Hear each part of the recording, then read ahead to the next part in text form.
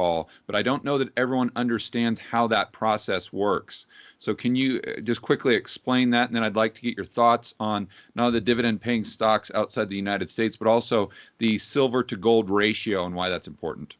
Yeah, well, first of all, the price of gold is around, what, 1,500 and change right now, 1,530, 1,550-ish.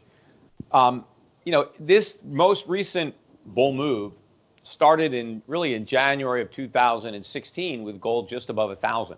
And we peaked out at 1,700 early in this crisis. So we had almost a 70% move, 65% move up in the price of gold. And then we had about a 10% correction as markets started to implode. But, the stock market went down 30%. The small caps down 40%. So gold went down less than stocks. So people who were in gold, preserved a lot more purchasing power than people who were in riskier assets. But you mentioned silver. I mean, silver is at an all-time record low. You could buy more than 100 ounces of gold with silver. That's never happened before. So gold is gaining value relative to commodities, relative to financial assets. But yes, there was a rush to sell some gold recently. I think people needed money and they had to get it wherever they could. They had margin calls that they had to meet, not necessarily on gold, on other assets. And to meet it, they had to sell gold. They couldn't meet the calls with gold. They had to get dollars. And so I think there was some selling in that market. But, it wasn't, dramatic. And I think we might have already seen the lows in gold. And I think we're headed back up. I mean, just because it goes down for a few days doesn't mean it's not a long-term store of value or a long-term safe haven. Sure, anything can fluctuate in value on any given day, depending on the market. But I think gold is going much, much higher in terms of stocks. Gold is only down about 2% this year, where stock's down, 25, 30%. And I think by the end of the year, gold's going to finish much higher. I don't expect the U.S. stock market to recover these losses. It's going to have a down year for 2020. So, gold investors are doing much better. In fact, if you go back to the beginning of this century, year 2000, gold was under 300. The Dow was around, 10, 11,000. So the Dow was roughly doubled based on where it is now. And the price of gold is up fivefold. Yeah. So even with the dividends on the Dow, it doesn't compete with just owning an ounce of gold and keeping it in a shoebox. And I think that's going to continue. I think you're going to see gold continuing to gain value. Gold stocks, highly speculative. Gold stocks got clobbered more than non-gold stocks. I think, again, it's a less liquid market.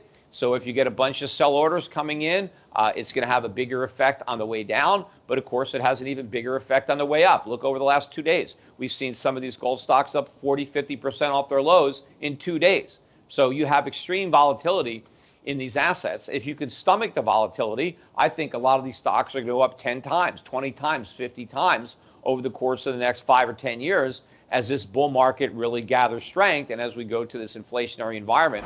I'm guessing I already know your position on gold, but let's hear it. Let's hear it right from Lynn Alden herself. Yeah, I'm bullish on gold and silver for the long term. If we see a brief, dollar spike upward, we still could get more pressure on them in the near term. But I definitely consider them important holdings for the long term. I started adding them to my portfolio in 2008. I've actually been investing in precious metals since the late 1990s. But I originally sold my collection back in 2011. And then it's been since 2018 that I've been buying back pretty sizable physical positions, in addition to miners, royalty companies, and other ways of getting exposure. So you bought at the absolute low, or maybe at the absolute low. You sold at the absolute peak, and then now you're starting to buy again. And we'll see where it goes from here. Part of my sale was luck. It was like there's so much positive sentiment, and so I unloaded my position back then. And then in this recent turn, I didn't buy it. The low was back in 2015, 2016. So I missed the very low. But the actual, if you look at the gold to S&P 500 ratio, the low for like S&P 500 price in gold, that actually bottomed in 2018 and started turning up. So I managed to kind of catch that low, but not the actual absolute low. How would you suggest the average person out there position themselves in gold now? So the average person, to apply what I just said to their portfolio, I would say two things. for me, I just like owning gold bullion coins, miners, royalty companies. I think, the majority of my gold ownership is in physical bullion coins because it just takes away the risk of Just for the long operational term, just buy execution. it with the intent of just keeping it forever. Yeah, because I think in addition to being insurance, I think it is going to be repriced one time. I think it is effectively going back into the system. It's going to be need to be made much bigger relative to global trade to serve a role as some sort of neutral asset. I think that will happen one time, and then I'll figure out what I want to do with it from there. In terms of what to do with the possibility that because of the structure of the gold market that you could get this paper sell-off, if I owned it, I would want to scale my position to my understanding that that's a possibility, so that if it does happen again, like it happened in 2013, you don't get shaken out of it. You're not so big that you get shaken out of it, and that you just understand, okay, there's this run happening, and I can see it happening, and it might not feel good, but if you're sitting there so big that you're doing your net worth calculations and you're taking food off your table, well, that's not helping you. Right. But if you understand that, hey, this could happen, and if it does, I have dry powder, I'll just buy more.